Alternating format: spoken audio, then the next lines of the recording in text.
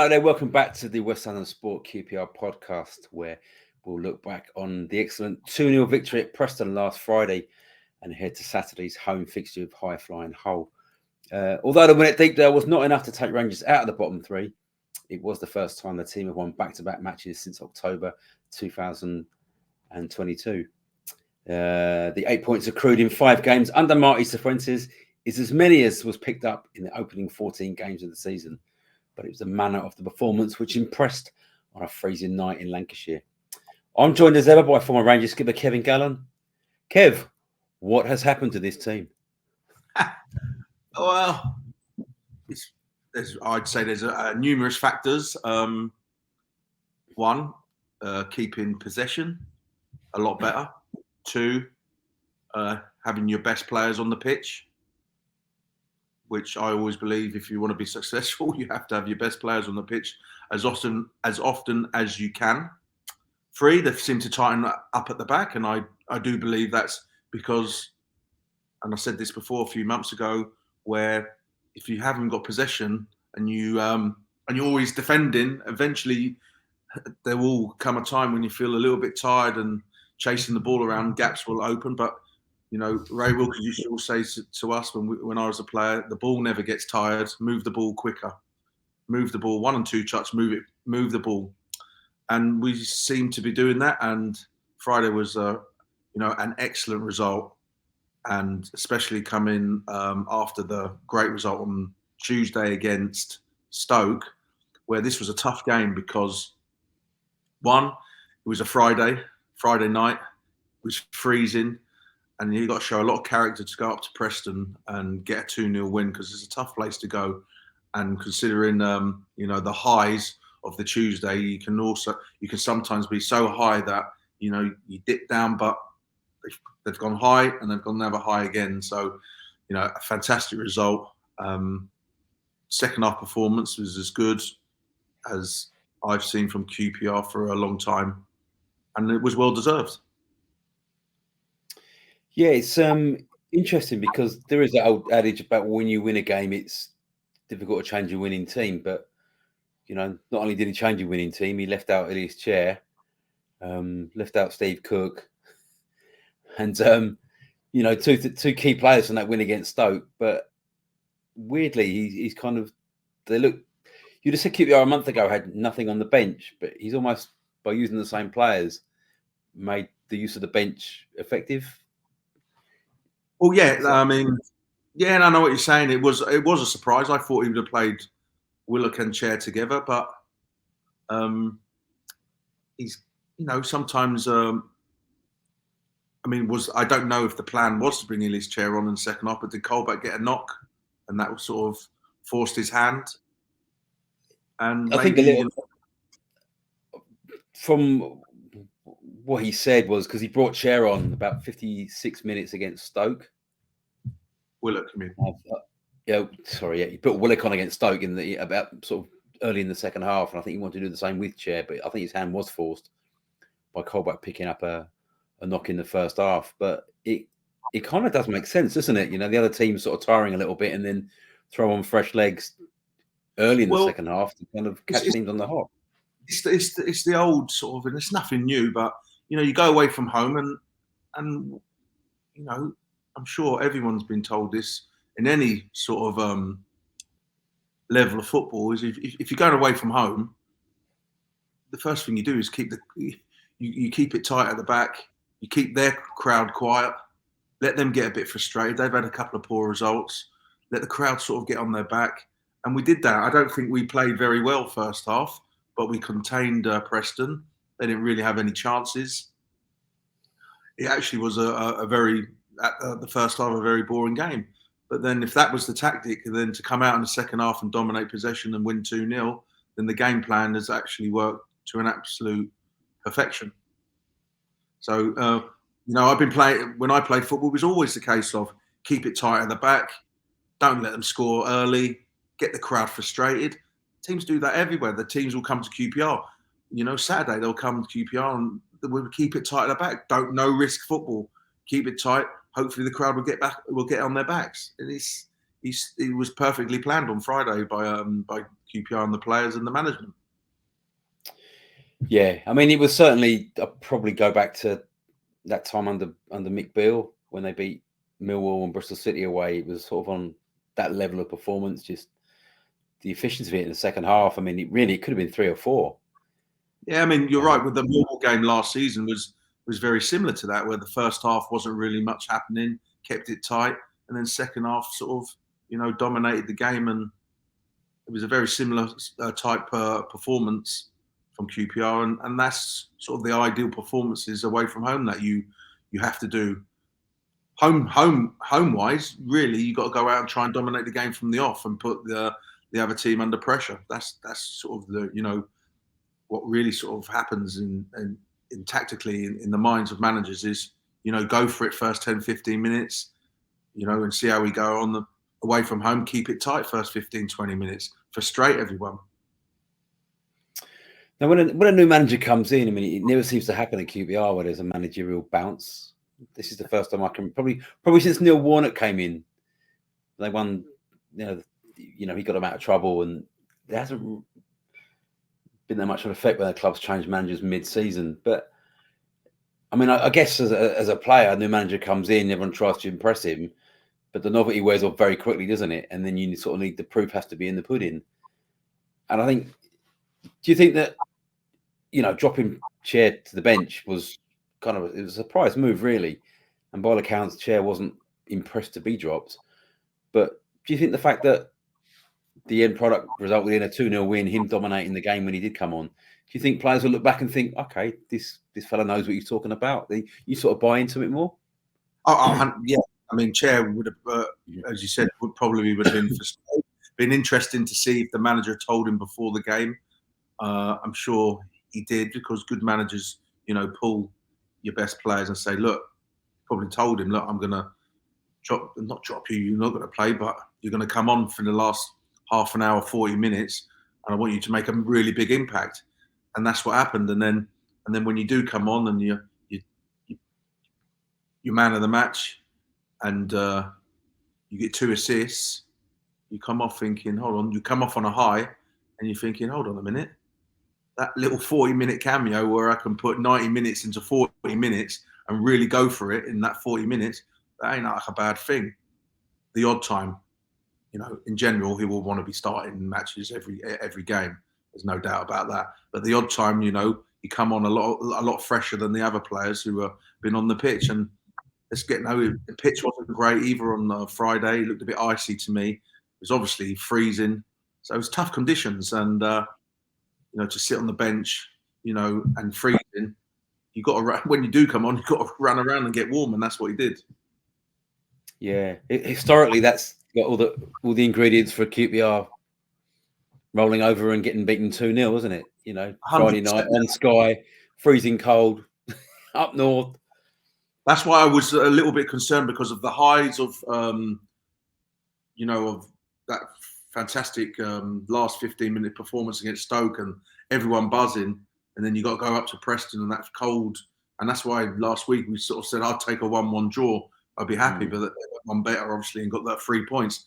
But yeah, it was an excellent, team performance. And let's be fair, we defended very well. It's not just the attacking players. We got a 0 clean sheet, goal kick in the back 4, and the defensive midfielders. Pretty much everyone worked hard to keep that clean sheet, and that's the most important thing. Is you got to keep clean sheets if you want to win matches. Obvious thing to say, and we haven't really kept many clean sheets this year, have we? Maybe 1 or 2. Third. So it was at Middlesbrough away. Did we keep a clean sheet? 4 then, yeah, because 0-0 at Bristol, 0-0 Bristol City, the 2-0 win at Borough, as you say, 0-0 draw at Birmingham. So he's what's really sort of impressive is that we've literally stopped conceding shed load of goals in the last 5 or 6 matches where we were conceding all the time. And that's because we're keeping the ball a little bit more, and we've got possession. Can't score if you've got the other team can't score if you've got possessions. It's simple. Yeah, I think as well. It's I mean, I thought Jake Clark-Salter was outstanding against Preston, and he was really good when he came on against Stoke. I mean, it's just a case for him. You just got to keep him fit, haven't you? Because it's interesting. It'll be interesting to see how they manage him fitness-wise, because when he does play, he looks a really good defender. It's just we haven't seen enough of him on the pitch. It'll be interesting to see where does he train as much as the rest of the lads, or do they, where some people, have to maybe instead of having a 1-day recovery from a match, he might have to have a 2-day recovery of, on the bikes or a little jog and stretch.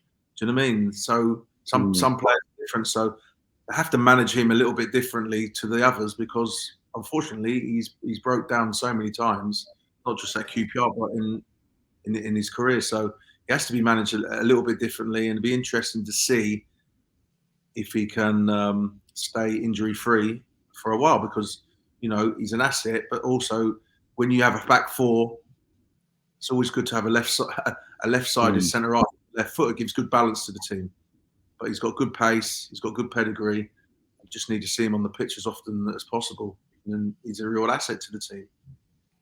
Yeah, I think there's I mean, Rico Henry plays for Brentford. He's currently injured at the moment, but I know when he signed from Walsall, they just couldn't get him on the pitch. He just couldn't be fit. He was in and out, and he just have a run of games, and he's become this, such an outstanding left back for Brentford. And I think Clark-Salter could be the same with QPR. He just needs to play.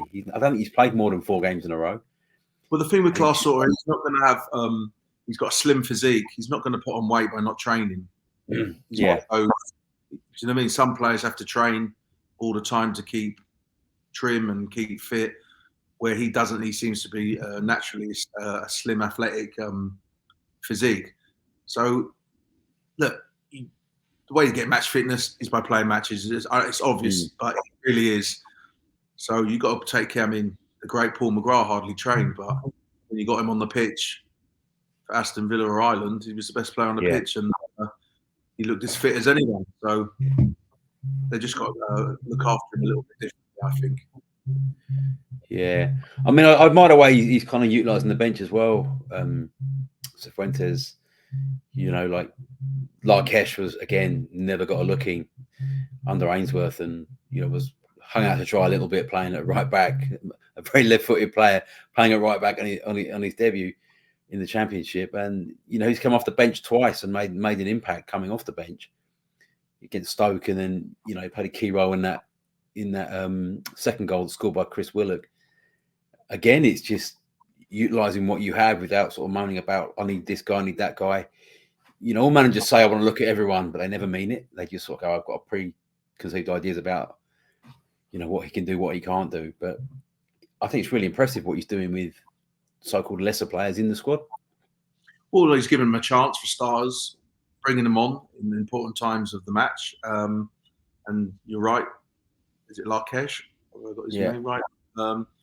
His contribution in the last 2 games has been excellent. He set up that 3rd goal, which really was the winning goal against Stoke, by just being hungrier than the right back to get the ball and out battling and out fighting him.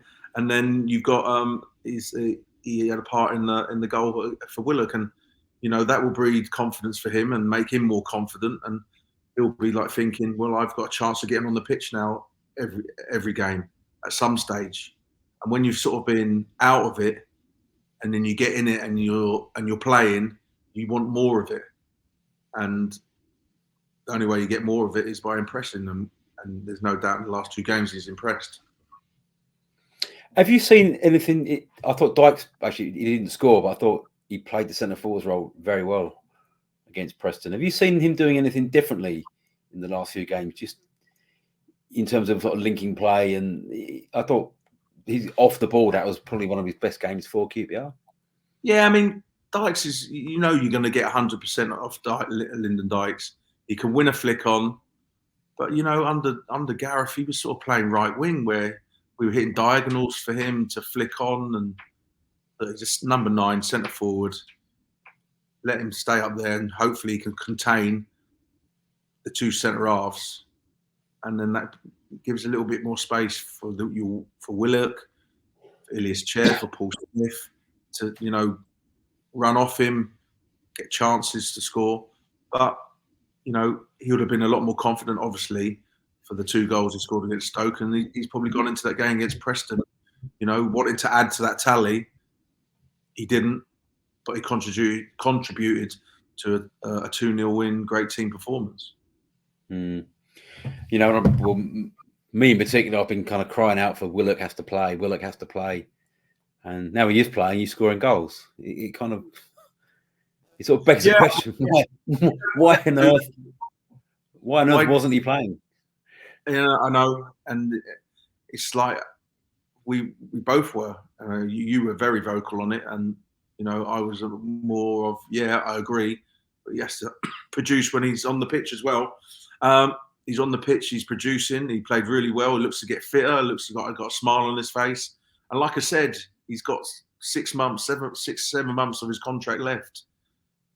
You know, he's got to start playing for his future, whether it's at QPR or somewhere else. So it's a good thing for the team right now because he has to impress to get us out of danger because we're still in the bottom 3. I mean, that's the facts. I mean, we can't. I know we're feeling a lot better because of the last 2 performances, but we're still in the bottom 3, and we need to get out, and we still need to carry on. We still need wins to get out because it's still going to be tough.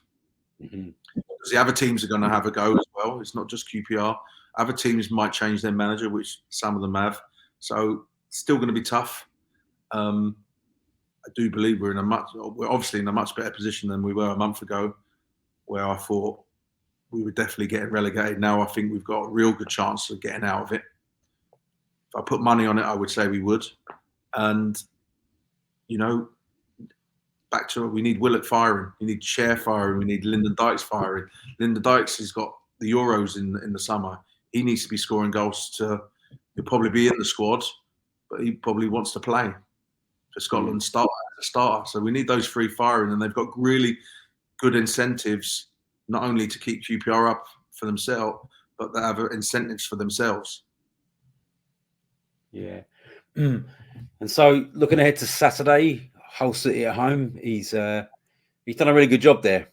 Liam Rosenior, he came in to Hull last season when they were sort of struggling at the bottom end, and I did the game up there last season when they hammered Rangers 3-0, and speaks very well, very impressive, and you know they're up in the top 6. It's going to be a difficult game, isn't it? Very difficult. I think a lot of the teams are very, very similar in the Championship. I think there's 2 or 3 sort of really good teams. Leicester, Southampton have got a really good squad. Leeds, you know, they're the 3 teams that got relegated, where they have sold but reinvested with some real good players. You know, I think they're the top 3, and Ipswich have done ever so well, as in, you know, getting promoted. But the momentum they've done really, I didn't think they'd do as well as they are. I do think they'll drop off in the end, but fair play to them. And then I think the rest of the Championship is very similar. And if you can get confident, get a run, and keep your best players fit, then you've got a chance of achieving something. And Hull will be thinking that. But, you know, if QPR play like they have been playing, you know, I think we'll get a result of some sort. I wouldn't be looking at Hull and thinking, oh, they're much better or that. I think, you know, we can go into this game with confidence and try and get another win at home. But it will be tough. It's tough. They've got some good players. We've got some good players. It's who performs on the day, tactically. You know, which way, you know, are they going to do what QPR did against Preston and, you know, defend resolutely in the first half and then have a go second half? Or QPR going to go right at them from the start? Or are they going to sit back like they did a little bit against Stoke, where I thought, you know, the first half, Stoke actually impressed me. And they haven't been doing too well, but, you know, I thought Stoke were very good in the first half, and up until the man got sent off, I thought they were a good team. So, you know, it's going to be interesting. Yeah, they score plenty of goals, Hull. They've got the lad they signed from Aston Villa, Jaden Philogene, who's a really good player on the wing. Aaron Connolly's on loan from Brighton, and because he's been a sort of coach at academy level, Rosini, he knows a lot of young players that from clubs, and they've got good contacts, and they've used that market very well. It's Delap's on there. I think he's on loan there as well from Man City. He's a big, good player, big target man up front. It's going to be a really tough game. But I mean, sort of confidence and feel good factor playing at home. I think there'll be a decent crowd there. Yeah. What are your thoughts prediction wise? Prediction wise, I'm going to go confident. I'm going to go 2-1 QPR. I think it's going to be a really tight game. Hopefully the hoodoo of not scoring any goals at the Loft is gone. I'd be happy with 0-0 at half time and then kicking down into the Loft to win the game. I really would. I always preferred that when I played.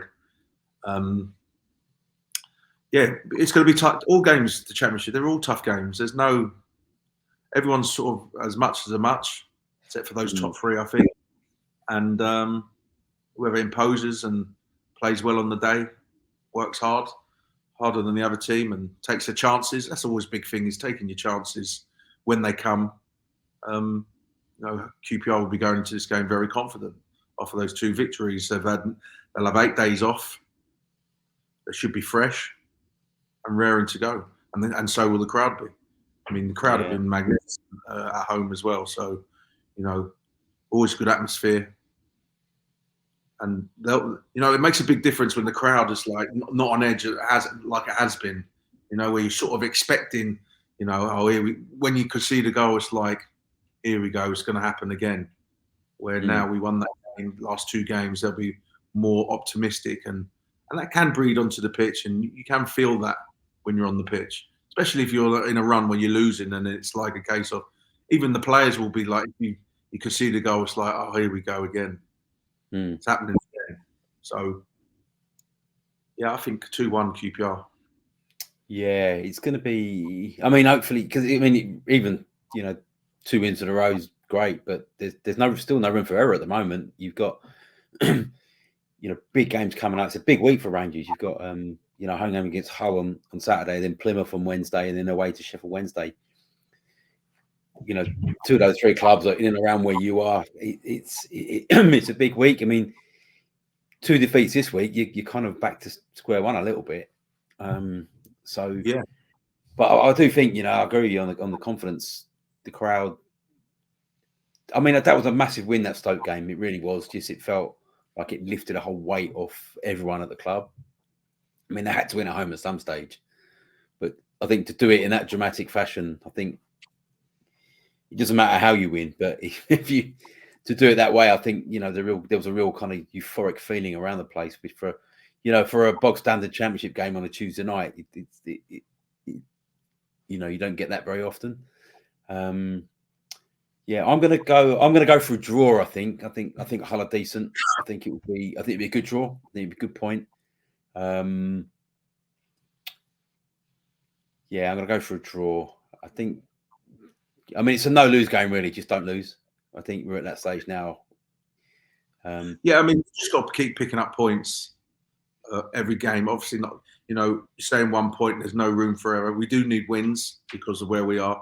But you're right when you say no lose. Yeah, definitely not a loss at home after doing so well would be sort of a backward step. And then, we've got the January transfer window coming up. I'm sure they'll be doing something regarding or to help out as well, and be interesting. That's an interesting January for QPR to see what they're going to do regarding signings, permanents or loans, or someone leaving, finance people coming in. Yeah, I don't see them spending any money as such in January. I think it'll be loans. I mean, they haven't used the loan market at all in this season, which seems a bit unfathomable, really. It just, particularly in the Championship, every club in the Championship is kind of picking loans up from other clubs, so they've got that open to them still. But I mean, I think what's encouraging is that everyone's fit at the moment. Yeah, we've been talking about injuries. Feels like for 8 or 9 months. He's back. When's he back? Everyone is available, and there's. Yeah, I mean, as I say, just don't lose the game. Don't lose the game. and keep the feel-good factor going. And just a word, I meant to say this earlier on actually, but just a word on the style of football. I think it's really suiting the goalkeeper. I mean, earlier in the season, his kicking was often a liability. He was making mistakes that someone of his experience shouldn't make.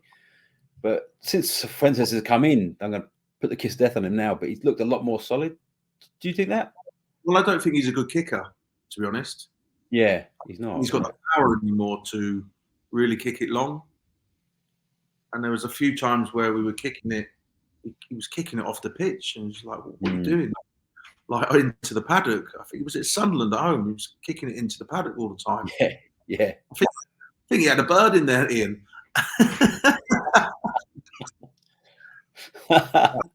That was an Ian Dowie special when we were playing. If you used to do shooting at training, and you kicked it over the bar, you used to go, "Have you got a bird over there, Kev?"